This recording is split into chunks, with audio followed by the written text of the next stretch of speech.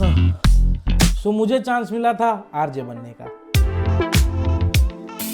तो कल इंस्टाग्राम पे मैं स्क्रॉल कर रहा था और वहां पे मैंने आरजे मोहिनी की रील देखी। पर मैंने जाके मेरे बॉस को बोला कि मेरे को छुट्टी चाहिए। सो इन केस आपको ऐसा लगता है कि मोहिनी थोड़ी दिनों के लिए जा रही है और ये कुर्सी पे मैं बैठ सकता हूँ या बैठ सकती हूँ, तो 15-20 दिन के लिए अगर आरजे बनना है आपको तो this is your time to do it. RJ Mohini red FM, sorry वो रेड एफएम में नहीं है, बिग एफएम में। सॉरी माइक कट कर दे। ऐसे कैसे सिलेक्शन होगा मेरा। तो बस फिर क्या था, मैंने किया मैसेज और डीएम, मैसेज डीएम एक ही होता है। तो फिर क्या था, मैंने कमेंट कर दिया और फिर सामने से फोन आ गया, मेरी बात हुई और उन्होंने मुझे इंटरव्यू के लिए बुलाया। प्रॉब्लम ये नहीं थी मुझे कि इंटरव्यू के लिए बुलाया, प्रॉब्लम ये थी कि भाई सुबह 9 बजे बुलाया, मैं 10:30 को उठता हूँ और मैंने कहा भाई इतना जल्दी सुबह में रेडियो सुन कौन रहा है बड़ौदा में। तो यही बात मैंने आरजे मोहिनी को भी बोली। तो उन्होंने मुझसे कहा कि 7 वागे मन तो એવું થાય 7 વાગે કોણ ઉઠીને એટલા એટલું જાય કે આજે હું રેડિયો સાંભળીશ।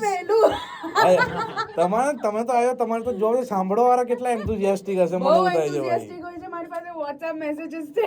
શું વાત છે, આ પેલા દાદાઓ છે હર વાર યોગા કરવા જાય, હસો हंसो, हाँ। तो सुबह सुबह मैं वहां पे पहुंच गया जैसे तैसे। तो वहां पे एक और आरजे थे जिनका नाम था आरजे ऋषभ। तो उन्होंने मुझसे पूछा कि भाई तू सीधा नींद से उठ कर आया है। तो वैसे तो यार तुम लोग मुझे जानते हो, मैं कभी झूठ नहीं बोलता, I am always raw and real, जो होता है वैसे ही बोल देता हूँ।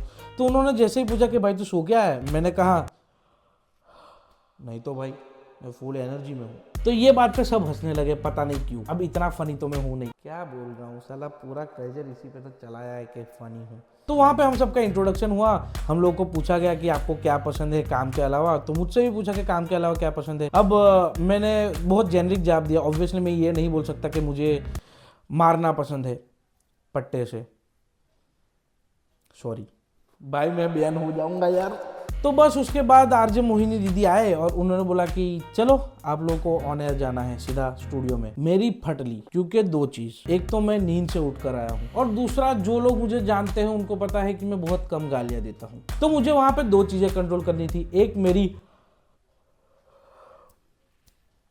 गाली और दूसरी उबासी। तो जैसे तैसे अंदर गए और वहाँ पे इंट्रोडक्शन चालू हुआ और जो लोग शायरिया करते थे उनसे शायरिया करवाई। एक बंदा आया था जिसको साहित्य की बहुत अच्छी नॉलेज थी, गुजराती की, और वो राजकोट से थे।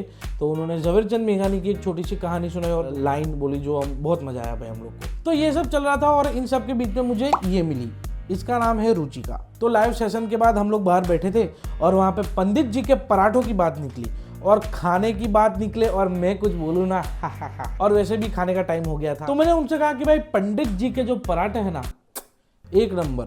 और जैसे ही मैंने बोला कि पंडित जी के पराठे खाने चाहिए, सब मुझे एलियन की नजरों से देखने लगे और मुझसे पूछा गया कि कौन है पंडित जी के पराठे, हमने तो कभी नहीं खाए। तो मैंने कहा कि क्या, हाउ सर, किसी ने तुम्हारे पराठे नहीं खाए? तो बस नीचे उतरते हुए मेरी रुचिका से बात हो रही थी।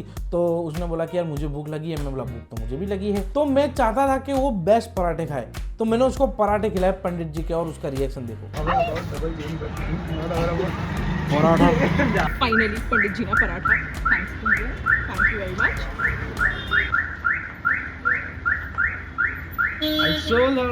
I fucking told her. I can see why people come here at 5 in the morning. Yes. अगर आपको भी खाने हैं बेस्ट पराठे तो जाइए पंडित जी के पराठे खाने। तो बस यही हुआ यार। देखो मेरा सिलेक्शन होगा या नहीं मुझे नहीं पता, लेकिन एक चीज मुझे जरूर पता है कि मैं वहाँ पे सबको फनी लगा, ऐसा मुझे लगता है। शायद मैं फनी था वहाँ पे, तो सबको मजा तो आई मेरे साथ। अभी देखते सिलेक्शन होगा ना। अगर सिलेक्शन हो गया तो मुझे सुनने के लिए तैयार रहना, ओनली ऑन इश्क एफएम। मजाक कर रहा हूँ, रेड एफएम। मुझे सुनिएगा with RJ Rishabh only on radio मिर्ची। इट्स हॉट रेडियो सिटी पर जोक स्टूडियो। वो चालू है।